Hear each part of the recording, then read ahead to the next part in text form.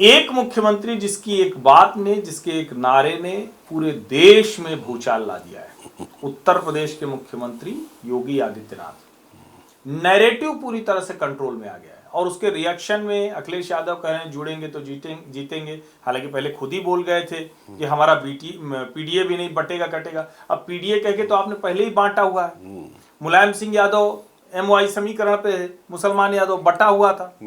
तो अब अगर बटेंगे तो कटेंगे है तो उसको कह रहे हैं कि ये सबसे क्या कहते हैं नकारात्मक या कुछ निकृष्ट नारा उन्होंने बोला अखिलेश यादव ने। लेकिन सवाल है कि क्या इसका ट्रैक्शन ऐसा है जो 37 सीटें 2024 की थी उसको थोड़ा सा खतरा पहुंचा रहा है क्या?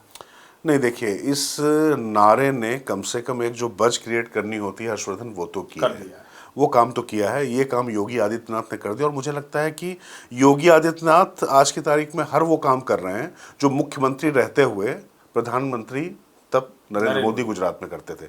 बस फर्क यहाँ पर आया था है कि योगी आदित्यनाथ प्रशासनिक तौर पर उतने सक्षम नहीं दिखाई पड़ते हैं जो नरेंद्र मोदी की छवि थी, लेकिन हिंदुत्व के मोर्चे पर योगी आदित्यनाथ आज की तारीख में भारतीय जनता पार्टी का सबसे फायर ब्रांड चेहरा है, सबसे ऑथेंटिक चेहरा है। भगवा पहनते भी है, भगवा जीते भी है और उसके साथ मठ के भाई वो मतलब मठाधीश हैं, तो उनका जीवन वो है, इसमें कोई दो राय नहीं। लेकिन जब वो ये बात कहते हैं करते हैं तो इसका फर्क पड़ता है और इसी का नतीजा होता है कि महाराष्ट्र से लेकर झारखंड तक सब जगह नारे चलते हैं और ये प्रॉब्लम पैदा करता है।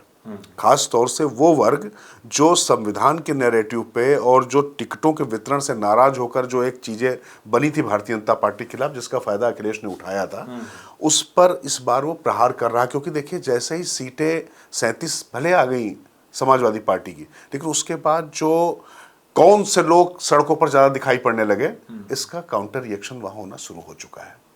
अब इससे ज्यादा मुझे लगता है रिकॉर्ड करने की जरूरत नहीं है। केशव मौर्य जी क्यों नाराज हो गए? कह रहे हैं कि भाजपा का नारा नहीं है। हाँ, चूंकि केशव मौर्य ने तो खैर पहले भी बहुत कुछ कहा था, फिर बाद में कहा था कि योगी आदित्यनाथ जो हैं उनके जैसा कोई मुख्यमंत्री नहीं है, तो उन्होंने संगठन को पार्टी से बड़ा बताया था, सरकार से बड़ा बताया था कि सरकार से संगठन बड़ा है। लेकिन वो एक चीज दिखाई पड़ती रहती, मुझे लगता है कि जो नरेंद्र मोदी का जो नारा था, एक है तो सेफ है।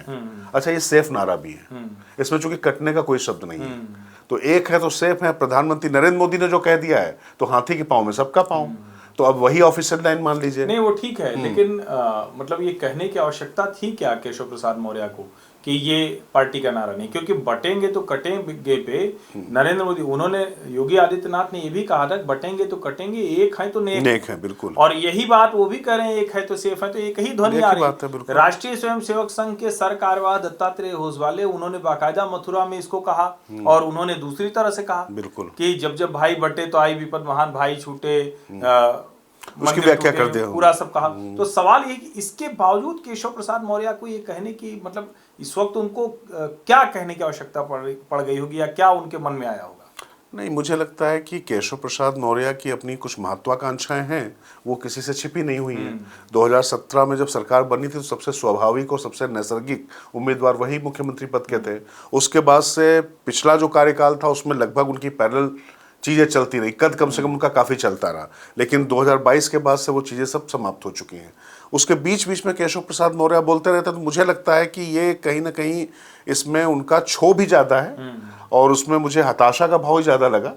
तो वैसे केशव प्रसाद मौर्य मतलब खाटी राजनीतिज्ञ हैं और मतलब हिंदुत्व की सियासत करते चले आ रहे हैं, इसमें कोई दो राय नहीं है। लेकिन मुझे लगता है कि ये अभी आवश्यकता तो नहीं थी, खासतौर से जब प्रधानमंत्री नरेंद्र मोदी और राष्ट्रीय स्वयंसेवक संघ ने इस नारे को अपना लिया है, तो इसके बाद मुझे लगता है कि इसमें जबरदस्ती क्यों खामखा बनना था। चलिए, अब उपचुनाव के नतीजे आएंगे 9 सीटों के, तो वो भी उत्तर प्रदेश में तय करेंगे। तो जितनी प्रतीक्षा महाराष्ट्र और झारखंड के विधानसभा चुनाव को लेकर है, उतना 9 सीटों के चुनाव को लेकर भी है।